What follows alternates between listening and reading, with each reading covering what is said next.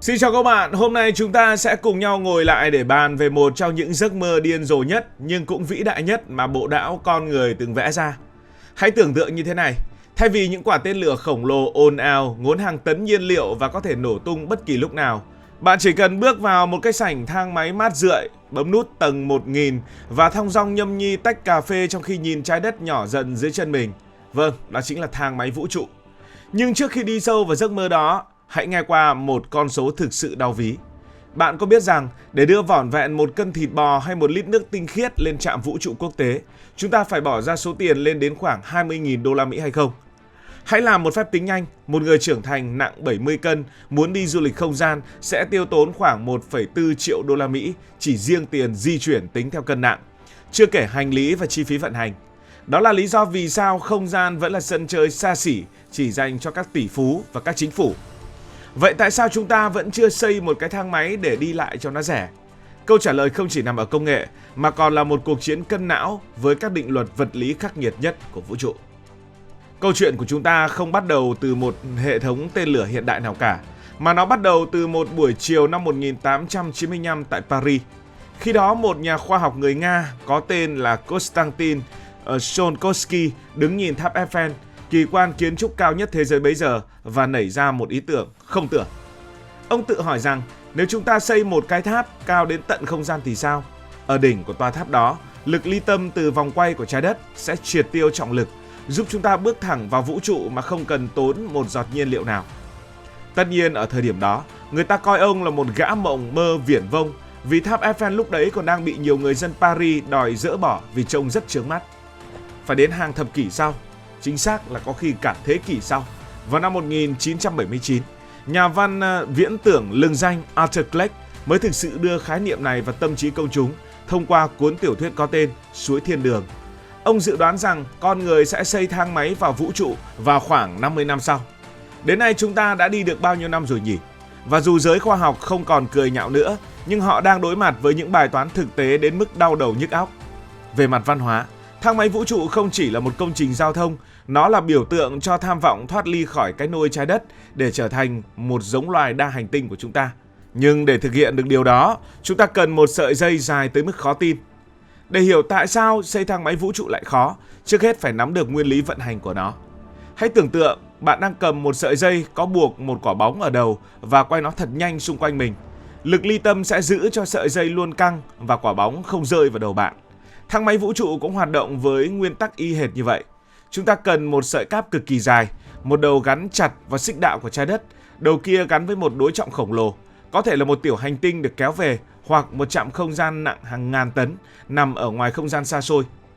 Điểm mấu chốt ở đây là sợi cáp này phải đi qua quỹ đạo địa tĩnh, cách mặt đất khoảng 36.000 km. Đây là nơi mà vận tốc quay của một vật thể khớp hoàn toàn với vận tốc tự quay của trái đất, khiến nó luôn lơ lửng ở một vị trí cố định trên bầu trời. Nếu sợi cáp không đủ dài hoặc không có đối trọng đủ nặng để kéo căng ra phía ngoài, trọng lực khổng lồ của trái đất sẽ kéo toàn bộ công trình này sụp đổ giống như một đống phế liệu vĩ đại. Tổng chiều dài của sợi cáp dự kiến phải lên tới 100.000 km để đảm bảo nó luôn thẳng được và thang máy vận hành được. Tức là cái sợi cáp này cần dài gấp khoảng 2,5 lần chu vi của trái đất. Và đây chính là nơi mà cơn ác mộng kỹ thuật thực sự bắt đầu. Nếu chúng ta dùng thép để làm sợi cáp này thì chỉ cần nó dài được khoảng 5 km, nó sẽ tự đứt dưới sức nặng của chính mình. Cho dù chúng ta có dùng những hợp kim siêu bền nhất hiện nay như titan hay là sợi Kevlar dùng trong áo chống đạn, chúng chỉ chịu đựng được vài chục km trước khi tan thành mây khói. Để xây dựng một cấu trúc dài 100.000 km, chúng ta cần một loại vật liệu mạnh gấp ít nhất 100 lần so với thép nhưng lại phải nhẹ hơn rất nhiều. Trong suốt nhiều thập kỷ, các nhà khoa học đã rơi vào bế tắc cho đến khi họ tìm thấy một vị cứu tinh mang tên ống nano carbon. Về mặt lý thuyết, ống nano carbon là những nguyên tử carbon sắp xếp theo cấu trúc hình trụ với độ bền kinh hoàng, đủ sức để gánh vác cả một hệ thống thang máy vũ trụ. Tuy nhiên, lý thuyết và thực tế lại là hai thế giới hoàn toàn khác nhau. Hiện nay chúng ta mới chỉ có thể sản xuất được những sợi nano carbon dài vài mm hoặc vài cm ở trong phòng thí nghiệm.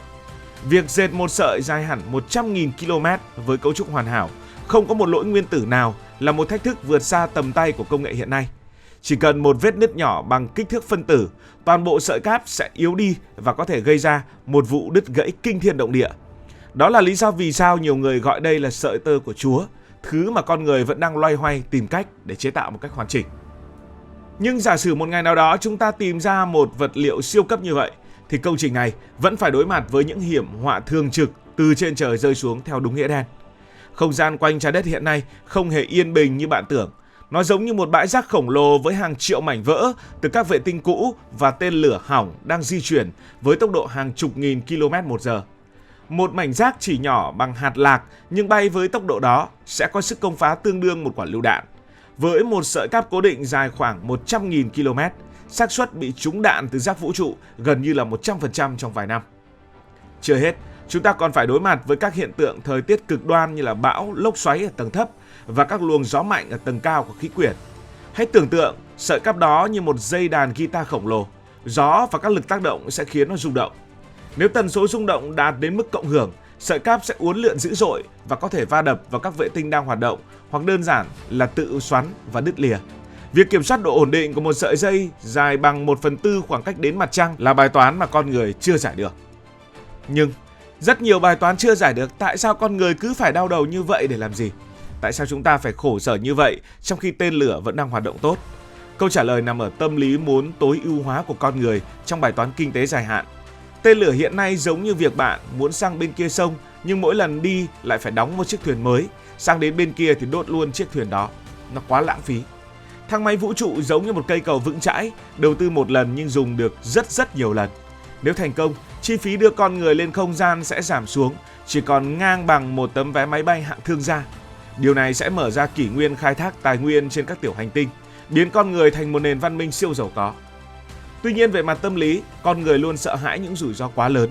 Nếu một cái thang máy vũ trụ bị đứt, sợi cáp dài hàng chục nghìn km, dài cả trăm nghìn km kia sẽ quấn quanh trái đất như một sợi dây thừng khổng lồ, gây ra thảm họa toàn cầu mà không ai có thể lường trước được. Các nhà đầu tư và chính phủ luôn cân nhắc giữa lợi ích khổng lồ và rủi ro hủy diệt. Hơn nữa, vị trí xây dựng thang máy buộc phải nằm ở xích đạo, nơi thường là các quốc gia đang phát triển hoặc các vùng biển quốc tế. Điều này dẫn đến những tranh chấp chính trị phức tạp về chủ quyền và an ninh quốc phòng. Ai sẽ là người nắm giữ chiếc chìa khóa lên thiên đường này? Đó không chỉ là câu hỏi về khoa học mà còn là quyền lực chính trị toàn cầu. Dù còn nhiều rào cản nhưng chúng ta không nên bi quan. Lịch sử đã chứng minh rằng những thứ từng bị coi là phép thuật hay viển vông đều đã trở thành hiện thực. Từ máy bay, internet cho đến việc đặt chân lên mặt trăng. Các tập đoàn lớn của Nhật Bản đã công bố kế hoạch xây dựng thang máy vũ trụ vào năm 2050. Thang máy vũ trụ có lẽ sẽ không xuất hiện vào ngày mai hay thậm chí là 10 năm tới hoặc trong thời đại mà chúng ta đang sống. Nhưng nó là một cái đích tất yếu nếu chúng ta thực sự muốn bước ra khỏi bầu khí quyển chật chội này để khám phá bầu trời bao la ở phía trên. Cảm ơn vì dành sự quan tâm cho câu chuyện này. Nếu thấy thú vị, hãy nhấn nút like và đăng ký kênh. Hẹn gặp lại trong các video kế tiếp.